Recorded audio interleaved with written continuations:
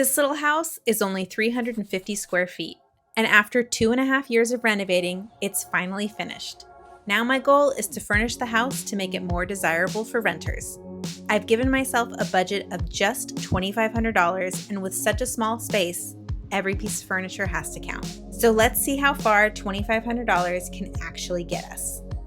Hello and welcome to HomeCheek. My name is Natalie. I am the cheek behind HomeCheek, and if you're coming from my other channel, Knit Cheek, where I share about my knitting and sewing and crafting, welcome back. This is a new channel where I'm going to be sharing the other part of my life, which is renovating houses. My partner and I have been renovating homes since our early 20s, and I also have a background in interior design. I used to stage homes, and I've also furnished a few Airbnbs on my own as well. For my first HomeCheek video, I'm going to take you along with me while I furnish our newly renovated 350 square foot ADU. And the challenge is going to be making this space feel functional without overcrowding it and making use of every space. It's not a tiny house, but it's a small space. Another challenge I'm going to set is I'm going to try to do this of a budget of under $2,500. I do have some furniture in storage from some previous projects, so that's how we're gonna make this possible, but we're still gonna be buying some major pieces for this place and trying to keep the budget under $2,500 to fully furnish this 350 square foot home. Wouldn't it be cool if I did like a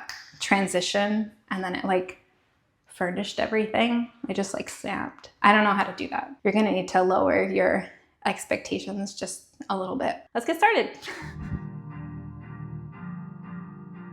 Wait, back up. Let's actually start from the beginning. My partner and I bought this property in late 2020, and there are 2 houses on the property, and both were in pretty rough shape. It was by far our biggest project to date. We completely renovated the front house before even tackling the little one in the back. And despite being only 350 square feet, it took us over 2 years to finish because we did almost all of the work ourselves. We had some help from my brother, other family members, and our friend James, but 98% of the time, it was just the 2 of us chipping away at it after work. Like I said, we've been fixing up houses since our early 20s, and you know how people say you learn from your mistakes? Well, we've made a lot of mistakes, and we've learned a lot along the way. This is our latest project, and we're so happy with how it turned out that we're a little tempted to downsize and move in ourselves. But sadly, there's just not enough room for my sewing machines or my yarn stash. So instead, we're turning it into a fully furnished rental. The renovation may be finished, but now it's my turn to figure out how to make 350 square feet actually feel like a home.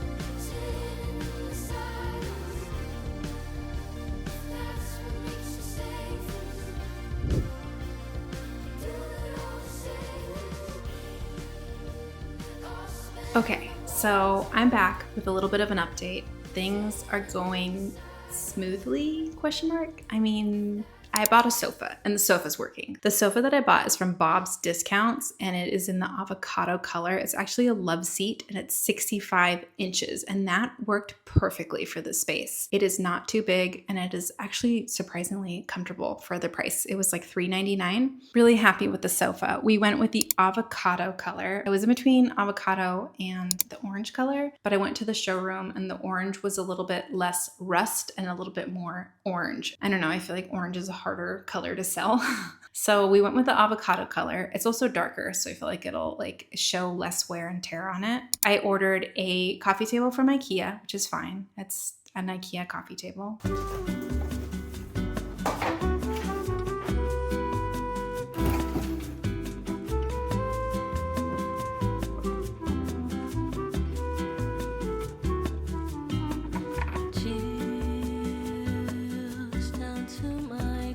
I ordered 2 nightstands that I was planning on using as side tables for the couch. However, they looked really silly. They're like square 12 by 12 side tables, and I just felt like they looked too small. So I ordered another side table that is 10 inches by 16 inches. So it's like narrower but longer, like a long skinny one. And I think that's gonna work a lot better. It's not gonna look really strange to have these like tiny square side tables on the side of the sofa. And I think we're just gonna do one because the space is small and it's hard, but you really have to like not overdo it or overcrowd the space. Like less is more in a space this is small. So we have a sofa and we have a coffee table and we have a side table on the way. The hardest part of the living space has been the rug. A rug should be slightly wider than your sofa. So the sofa is 65 inches. So I was looking at a 4x6 rug, but because of the way you walk into this tiny home, you have to cross the living area to get into the bedroom. So you would be crossing one of the corners of the rug. Don't love that. It just felt clunky. So I was looking at irregular shape rugs, round rugs, hexagon rugs. I really did a lot of searching and I settled on a 4x6 oval rug that is like a light sage color. It was really hard to find oval rugs that are not jute, but I found one. We also have a dining room table coming, and then we also have the shades for all the windows. And I actually forgot to include that and the patio furniture in my original budget, but I still think somehow I'm going to make it under my $2,500 budget. Like I said, we have some furniture in storage. I'm still looking for 2 pieces of furniture. I still need to find a media table, like a console table for the living room. And then I need to find some type of dresser / bookcase / storage for the bedroom besides the bed and the nightstand. Hopefully I'll check in soon with a little bit more progress. Hello. I forgot my tripod today, so excuse me if the footage is a little bit shaky. I'll do my best to hold it still, but even thinking about that is making me shake. Anyways, we have a working AC unit, so I am able to actually get some work done in this house today. I'm hoping to put together a dining room table, a nightstand, open up and lay out the rug to see how it's looking. I need to do a bit more cleaning, and then if everything works out, maybe hanging up some shades. This is actually pretty good quality. Solid wood like that.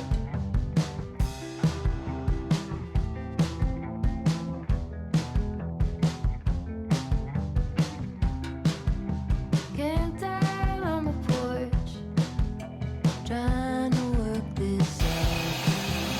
Brain in my head, but my body is a drought. I'm in a hole, just waiting. Let me know if I need to fix it.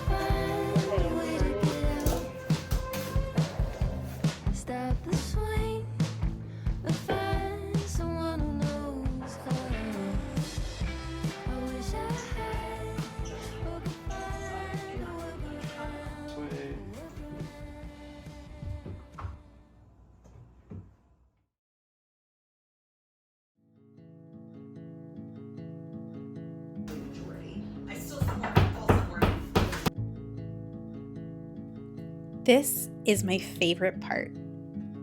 This is when everything really starts to come together and we can add all those final finishing touches.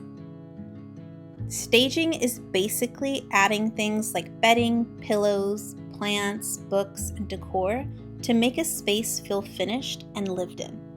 It's traditionally something that's done when you're trying to sell a house because good staging can help buyers picture themselves living there and make the home more appealing.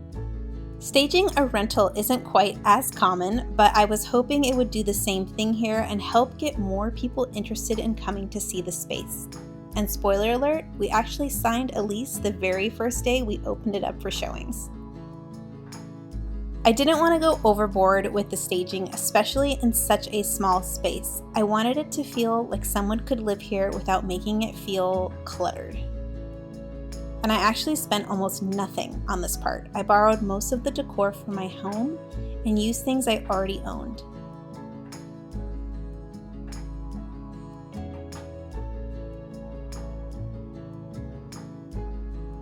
As you can probably tell, my partner and I are very DIY, so on top of furnishing and staging the entire unit, I also took the photos for the rental listing.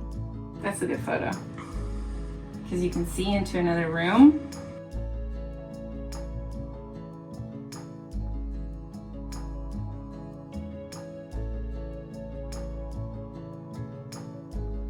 So you may be asking, can you charge more for a furnished rental? And I think the answer is yes and no. At least in our area, I don't feel like furnishing this particular unit added enough rental value that we could justify doing all of this just to charge more per month. For us, the bigger benefit was making the property more appealing to potential renters. And because this place is so small, I actually think furnishing it helped show people how you could comfortably live in 350 square feet without it feeling cramped. So our goal wasn't really to get more money for it. We wanted to make the space stand out and hopefully find the right renter who wants to stay here for a long time.